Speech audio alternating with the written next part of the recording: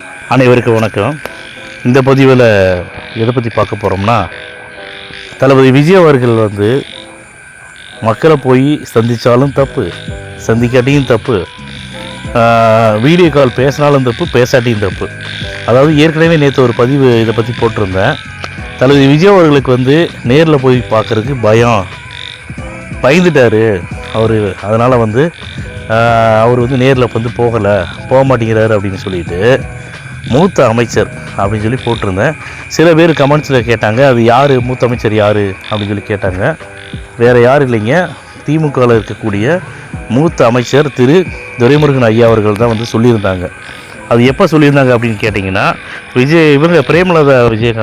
பிரேமலதா அம்மாவோட அவங்களுடைய அம்மா இறக்கும்போது, இறக்குறத டெத்துக்கு போகும்போது அது சொல்லியிருந்தாங்க.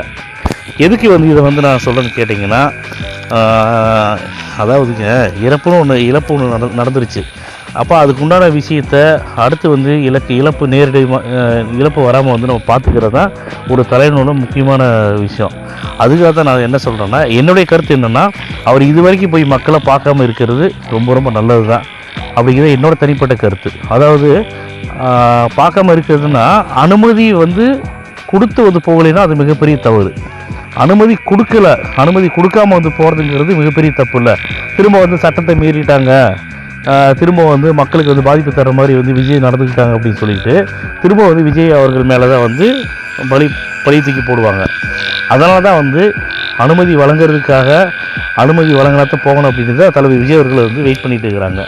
ஸோ தளபதி விஜய் அவர்கள் அனுமதியோடு போயிட்டு பாதிக்கப்பட்ட மக்களை நேரில் சந்தித்து பேசுவார். ஏற்கனவே வீடியோ காலில் பேசிகிட்டு இருக்காரு. வீடியோ காலில் பேசும்போது எந்த ஒரு மனுஷனுமே சரிங்க, ஒரு இழப்புன்னு ஒன்று வந்துட்டால், அதாவது தன் நாட்டு மக்களுக்காக, தனக்கு கொடுத்த மக்களுக்காக, தன்னை ஒரு நடிகனாக்கி பணம் பேர் புகழ் கொடுத்த மக்களுக்காக நல்லது பண்ணணும்னு சொல்லிட்டு தான் ஒரு மனுஷன் வராரு. அந்த மக்களுக்கு ஏதோ ஒரு அசம்பாவிதம் நடந்து உயிர் பலி போச்சு அப்படின்னாவே கண்டிப்பாக எந்த ஒரு தலைவனுக்கு கண்ணீர் வரத்தான் செய்யும், கண்டிப்பாக அழுவாங்க. அவர் அழுதுகிட்ட வீடியோக்கள் பேசுகிறதா நிறைய பேர் சொல்லிட்டு இருக்கிறாங்க. அதனால் நான் என்ன சொல்கிறேன்னா, தளபதி அவர்கள் நிச்சயமாக பாதிக்கப்பட்ட மக்களை போய் பார்ப்பார். நம்மளுடைய வேலை என்னென்னா, நான் ஏற்கனவே சொல்கிற மாதிரி தான், தளபதி விஜய் அவர்களை 2026 சிஎம் ஆக்கியே ஆகணுங்கிறதுல முடிவில் தான் நானும் இருக்கிறேன், மக்களும் இருக்கிறாங்க அப்படிங்கிறத நான் நம்புகிறேன். நிச்சயமாக தளபதி அவர்கள் 2026 சிஎம் ஆகிறத எந்த கொம்பனாலும் தடுக்க முடியாது அப்படிங்கிறத நான் பதிவு பண்ண ஆசைப்பட்றேன்.